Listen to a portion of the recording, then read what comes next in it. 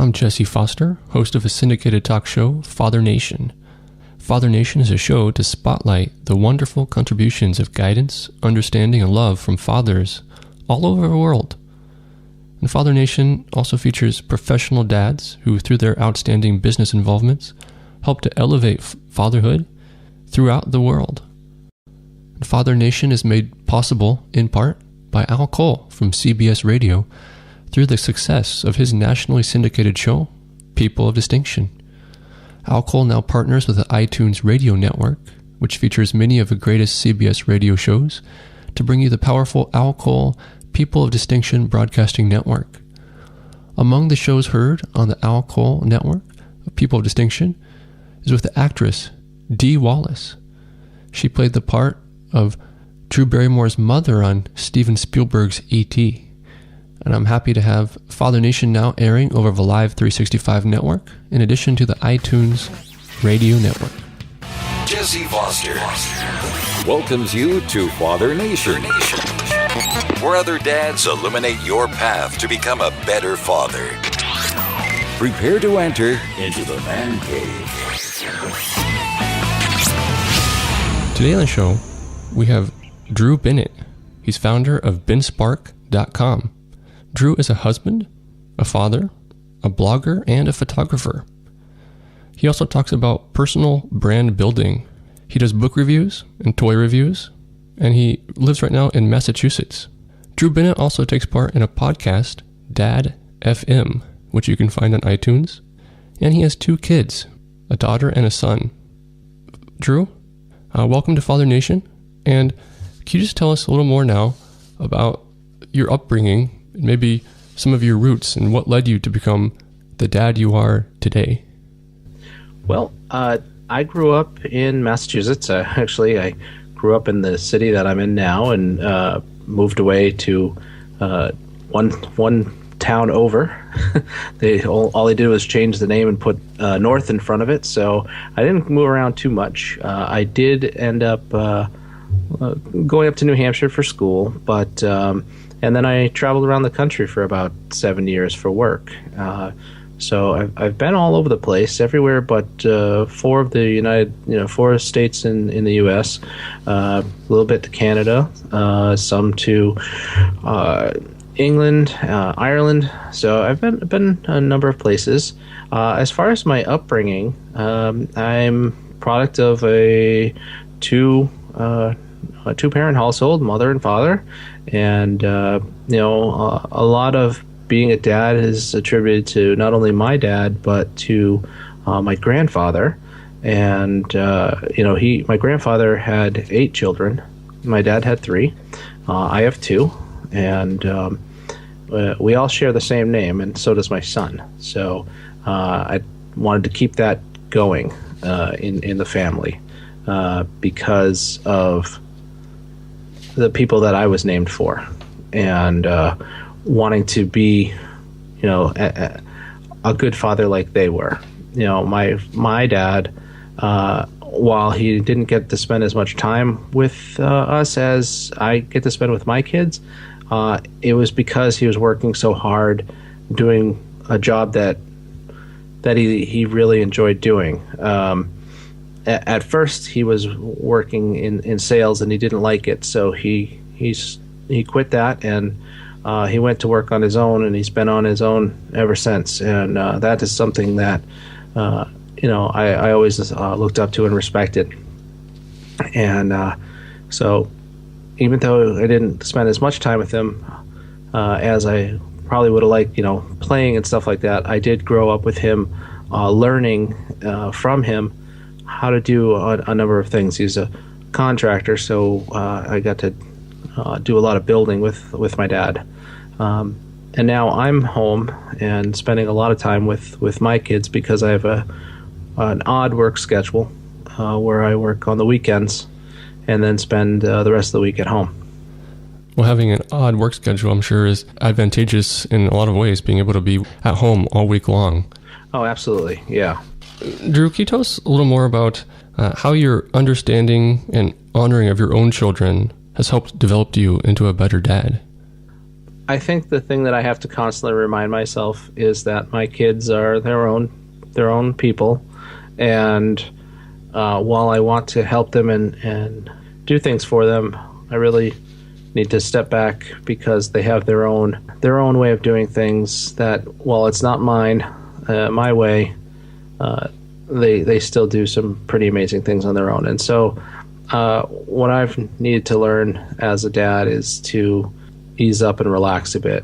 I'm always worried that something's going to happen to them, and so I may hold a little too tightly. And but I know that we're raising them to be their own people, and we're raising them with good values. So I need to let them go out and do their own thing.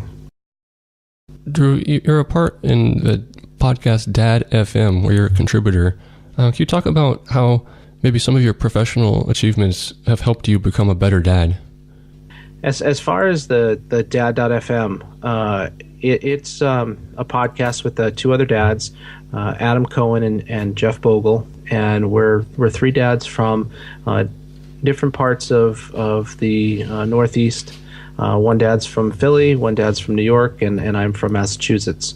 And we all met online, and then we've met a number of times in real life. We've gone to conferences together. I've spoken on panels with Adam before, and with the podcast, it's our way of kind of keeping ourselves connected to each other. I don't really have a support network of other dads that I meet with regularly, except for these guys and a few other ones. I don't do anything dad related with other dads around my area, but online with this podcast, I spend a lot of time with these guys. I had also done another podcast prior to this one called Geek Dads Weekly. I did 100 and something episodes there, and I've been in the blogosphere blogging game since about 2013. It's something I started so that I would have a creative outlet, and it's been something that I've really enjoyed. You're actually coming up on, actually tomorrow. Tomorrow would be the last day of a 10-year project that I've been working on. I wouldn't say it's necessarily a professional achievement, but it's a personal achievement. I wouldn't say I really have a lot of professional achievements to speak of. I've just been lucky and worked hard doing different things where I've got a chance to speak at a number of different conferences for blogging, for affiliate marketing, and I've also been able to participate in a lot of programs. One of those is a Samsung Image Logger program, which ties in real well to one of the themes of my blog, which is photography. And 10 years ago, on my 31st birthday, I started taking a photograph every day. And my birthday is April 9th. Tomorrow's April 8th. So that would be the 10th year, the end of the 10th year. And the 9th would be the beginning of the 11th year of me taking a photograph every day. That's certainly a lot of photographs. Yeah. So at 3,652. All right, you're listening right now to Father Nation with Jesse Foster. Here we have Drew Bennett on the line, and he's with benspark.com, where he talks about fatherhood and more. He's also with Dad FM podcast, where he talks fatherhood. Drew, can you talk about maybe one of the books that you've reviewed? I do a lot more toys. I do a ton more toys. Toys are a big thing for me, and a lot of apps as well. Kind of something cool that I've been working on with my daughter, and it's brand new.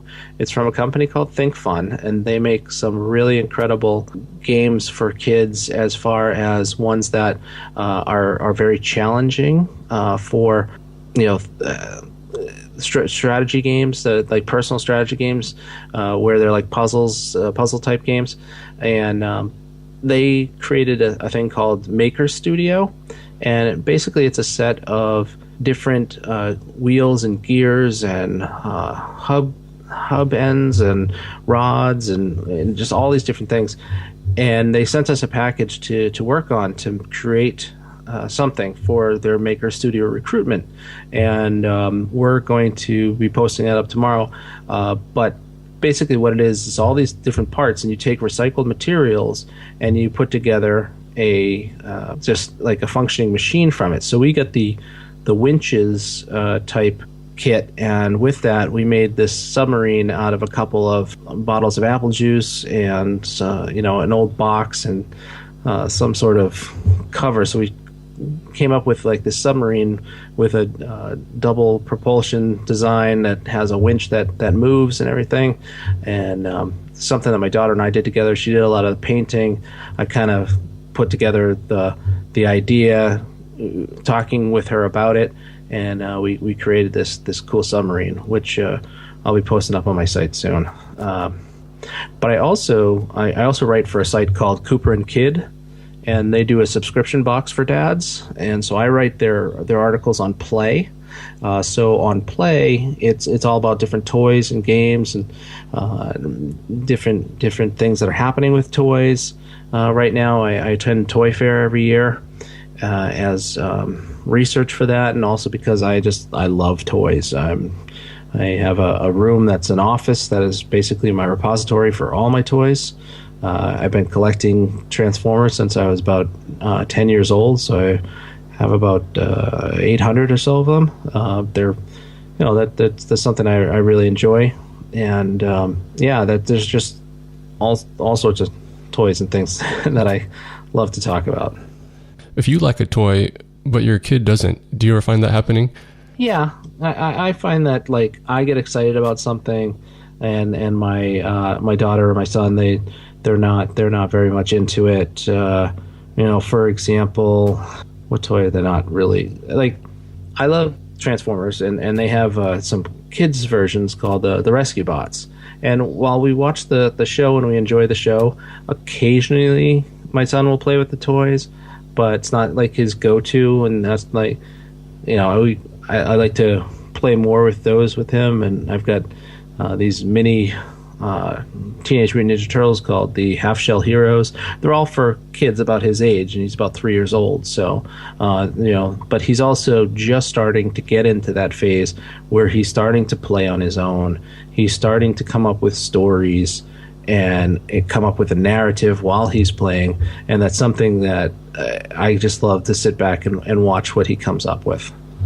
Thinking kind of about the topic here of like selling your kid on something, if we all as dads like to kind of push our kids in certain directions at times, right? We want to sell them on an idea or maybe a certain toy.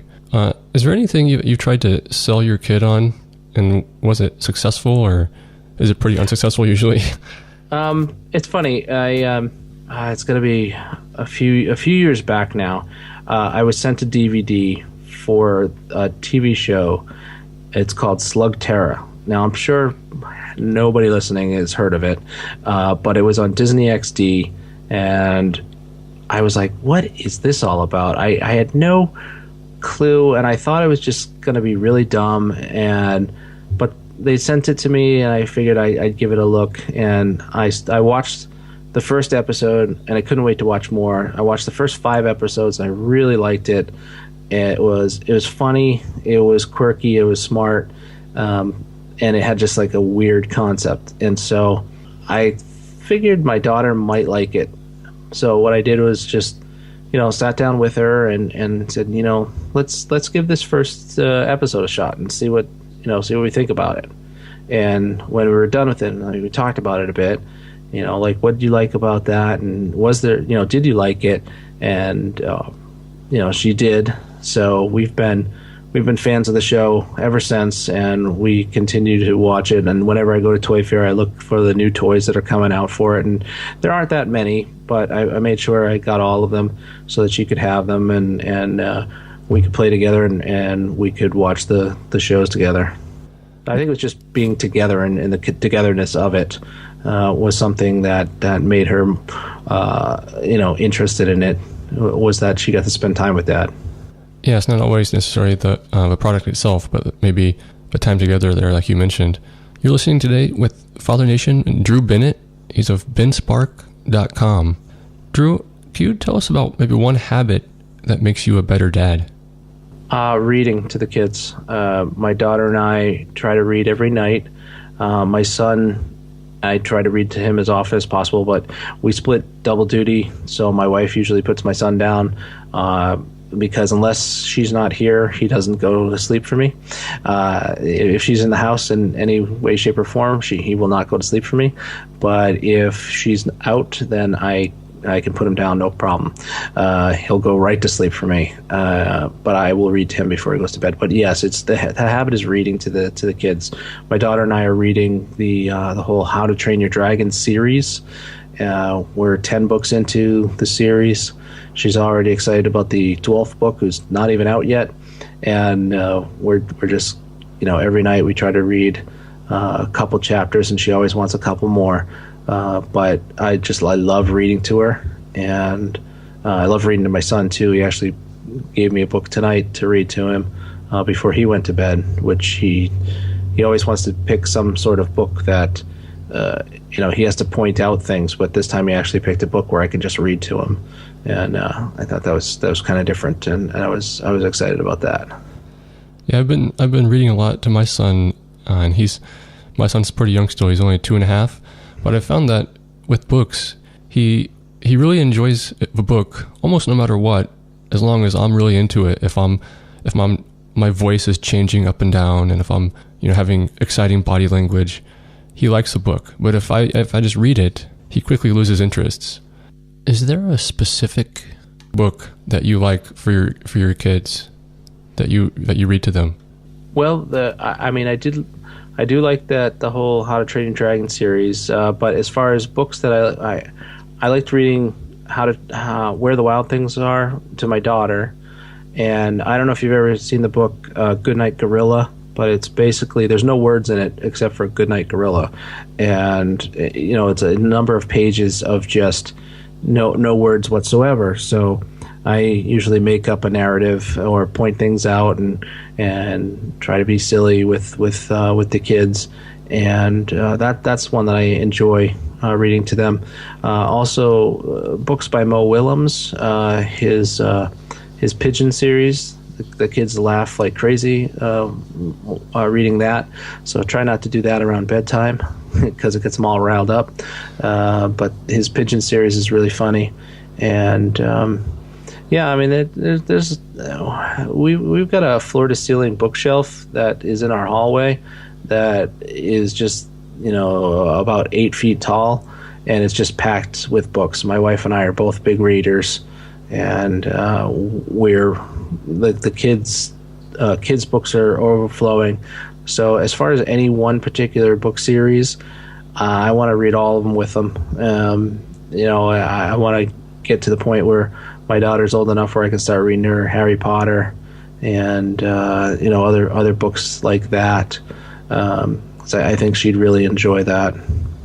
Drew, how about one piece of advice that has made you a better dad?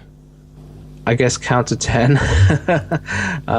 Kids can be exasperating. Like I said, I have a really crazy schedule, and so that really puts me off the sleep game. It's really messed up, and when you sleep odd hours, you can get angry real quick, just because your body is trying to readjust to regular life.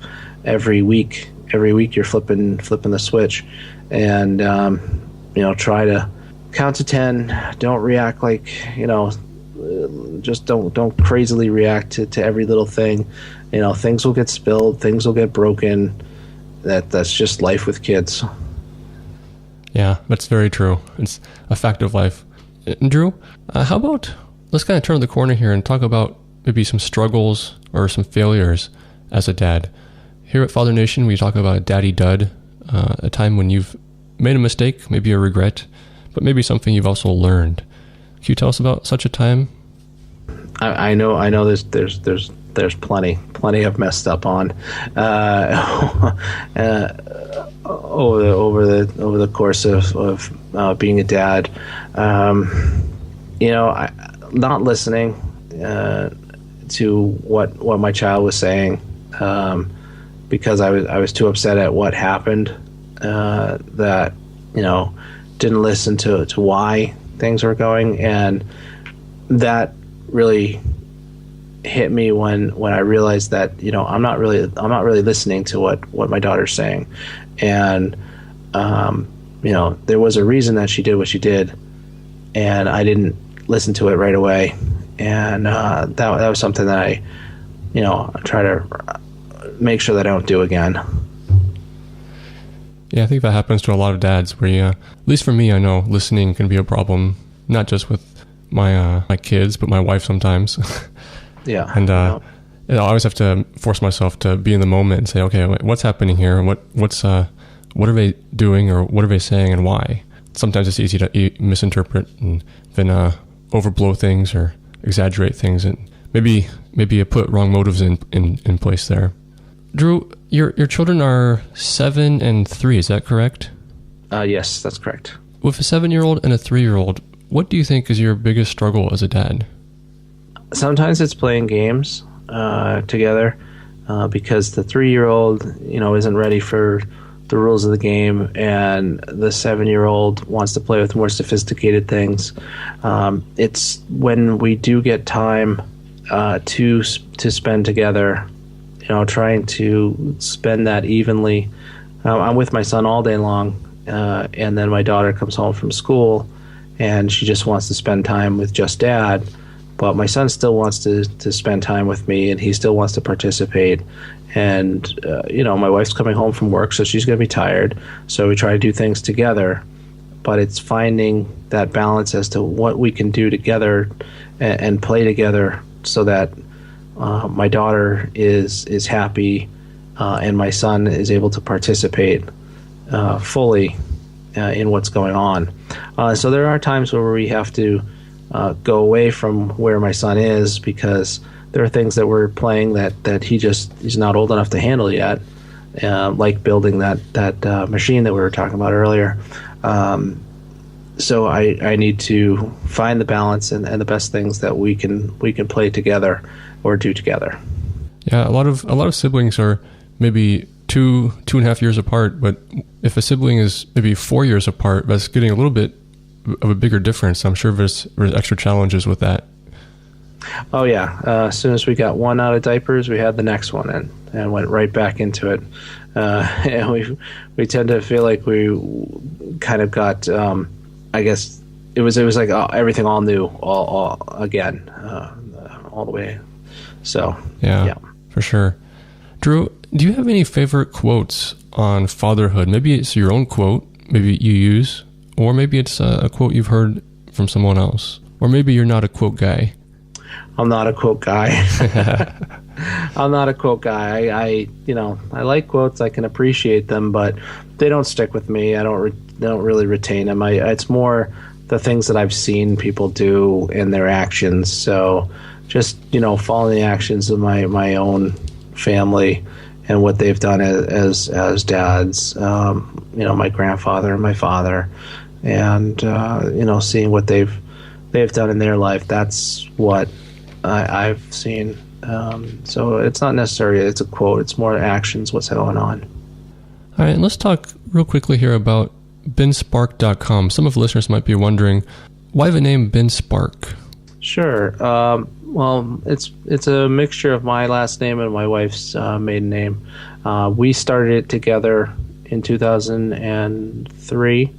I was looking for a creative outlet, and then we were also thinking of ways to let family and friends know what was going on with us. This was before Facebook and things like that. So there was Blogspot and Blogspot Plus, and we actually had met at a web design company, and we got together there. And then a couple of years later, we were still together, and we're going on all these different trips. So we decided to start this blog, and she wrote about two posts, and I just wrote everything else from then on.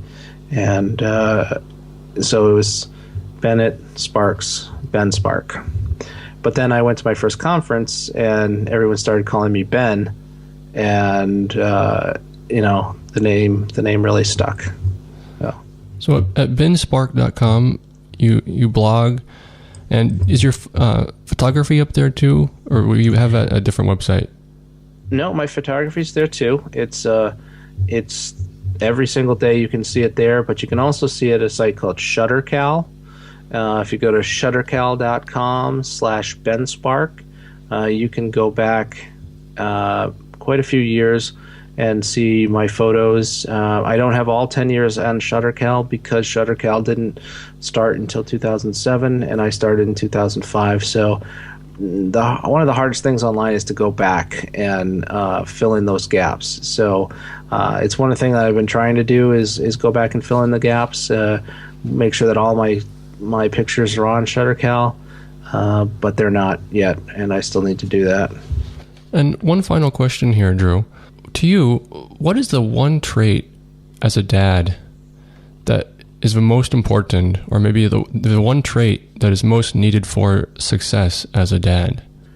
Patience, because it's going to be tried every day, so often, every day, every single moment of every day. So you need lots and lots of it. You're listening again to Father Nation today. I'm host Jesse Foster.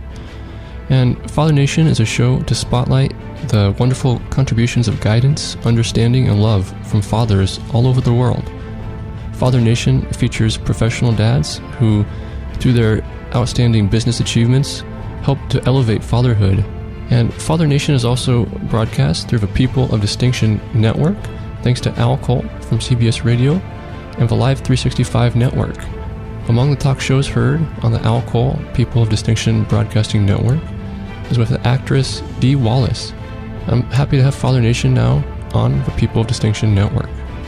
Today on the show, we've had Drew Bennett, BenSpark.com. Drew, thanks again for coming on Father Nation. I appreciate your wisdom that you've given us. Thank you, Jesse.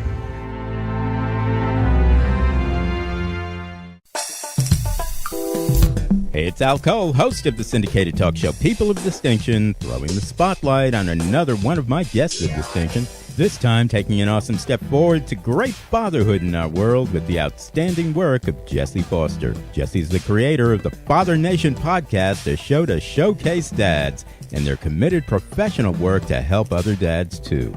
Jesse interviews fathers from all over the world to learn from them their deep, dedicated, and sometimes even playful experiences as dads so that they can share their amazing wisdom with you. In Jesse's own words, let the journeys of dads featured on my Father Nation podcast illuminate your path as a dad too. What could be better? Hey. And if you like the message, I want you to run to this website and support Jesse's Father Nation podcast and the great work of all dads worldwide. Go to fathernation.com. That's www.fathernation.com. And remember, hearing about the successes, the aha moments, and even the occasional failures of other dads can help you avoid their mistakes, emulate their successful strategies, and take action yourself to become a better dad. So again, run to this website, fathernation.com. That's www.fathernation.com. Jesse Foster's Father Nation podcast, helping you to imprint the kind of legacy in your family that you desire to create.